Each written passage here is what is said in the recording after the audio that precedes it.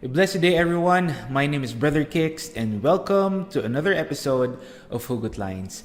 Thank you so much for joining us again. I hope all of you are doing great and feeling blessed wherever you are. Today, we have a very timely topic that I'm sure a lot of people will be able to relate. Dahil marami po sa atin ang guilty dito sa pag-uusapan natin today. For today's episode, we will talk about listening to others. And our hugot line for today is, bakit ba ang hirap makinig? Bakit ba ang hirap makinig? Or some people would say, sana all good listener. Friends, in every area of our lives, one of the most important aspects that we must value is communication. As human beings, we should always maintain a clear and healthy communication with one another. We need to connect, we need to communicate, so we will be able to know and understand each other. Kailangan natin mag-communicate para magkaroon tayo ng pagkakaintindihan at pagkakaunawaan. That's why not only that we need to communicate, but the communication that we must have should also be effective and efficient. Dahil pag hindi effective, hindi efficient yung pagko-communicate natin, we will not be able to relay or get across whatever it is that we want others to know and understand. And when this happens, it can also lead to what? To confusion, to misunderstanding, to miscommunication, to conflicts and disagreement, just because there is failure to communicate or failed communication. That's why we can see a lot of broken families, broken marriages, dysfunctional and troubled relationships. These are byproducts of not having an effective and efficient communication. These are unfortunate results when proper and clear communication amongst people is lacking. Because like we said, nagkakaroon ng miscommunication at nauuwi sa misunderstanding, sa conflict at disagreement between people. That's why communication or communicating is very, very important. In fact, it is actually necessary for us to live and coexist harmoniously. Now, our question is, how can we achieve clear and healthy communication? How can we make communicating effective and efficient? How can we avoid failure to communicate or failed communication? Well, most of the time, our general idea when it comes to communicating is that we just need to talk, we just need to speak. For us to communicate, basically it means just talking so others will be able to hear us. That's why most of the time, we also tend to forget and disregard one of the most crucial aspects of communicating.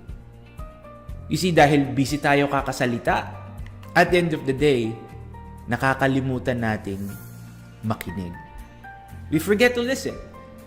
The thing is, when we communicate, we are so focused on speaking, we are so focused on being heard because we want others to hear what we have to say. Gusto natin, tayo yung pinapakinggan palagi. Well, there's nothing wrong with speaking up or voicing out. But the problem is, when all we do is speak, that's not communicating. That is simply talking and telling people what you want to say. Dahil yung communication, nagiging dead end. Yung communication, nagiging one-way lang. It's not a clear and open communication dahil isa lang ang nagsasalita at napapakinggan. And when we are like this, the intention to communicate becomes what? Selfish. It becomes unfair and one-sided. And the thing is, failure to listen is just the same as failure to communicate.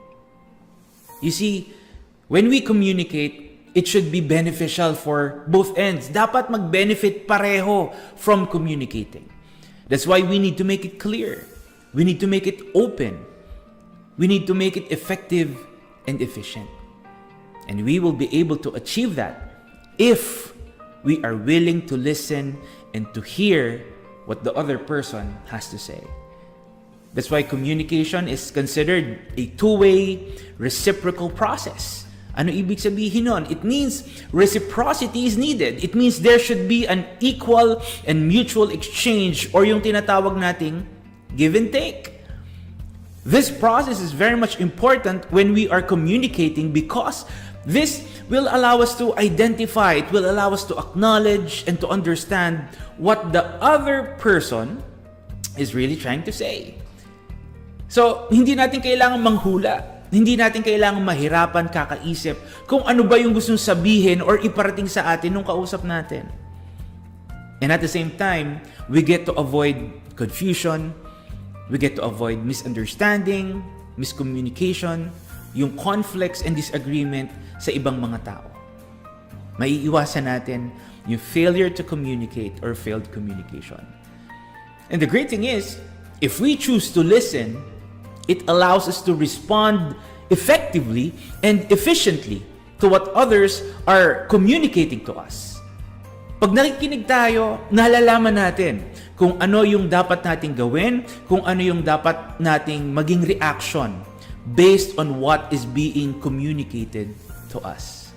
For example, if there's a family problem that must be resolved, you will know how to effectively and efficiently respond to the situation if you will choose to listen and understand the situation.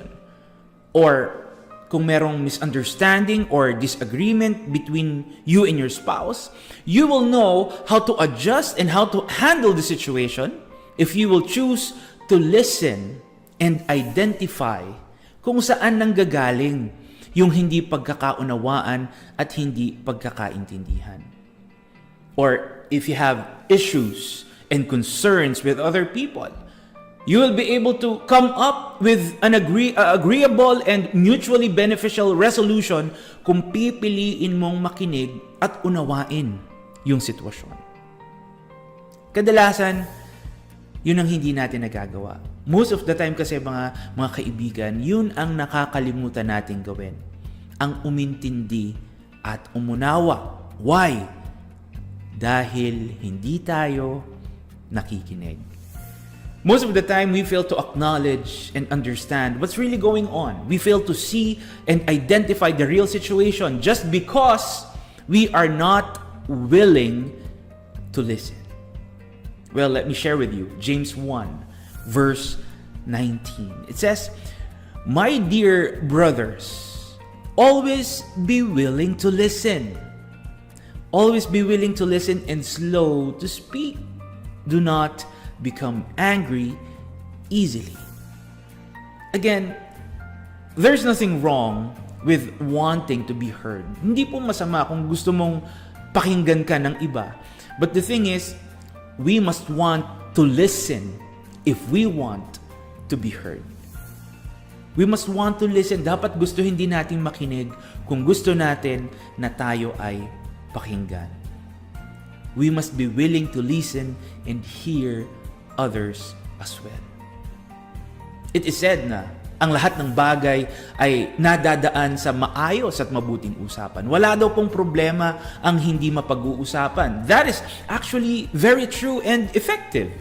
Because nothing will get fixed, nothing will be resolved if we are not willing to communicate and talk things over.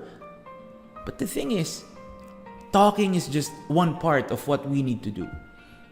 Talking is just one part of the process para magkaroon ng pagkakaintindihan at pagkakaunawaan. Like we said, walang problema ang hindi madadaan sa mabuting usapan. But then again, walang problema ang maaayos kung hindi ito pakikinggan. Remember, there is a time for everything. May oras at panahon para sa lahat ng bagay, even when it comes to communicating. There is a time for you to speak and be heard, and there is a time for you to listen and allow yourself to hear others. Ang mahalaga po, gusto mo at pinipili mong makinig. You are willfully making yourself available to listen and to hear other people.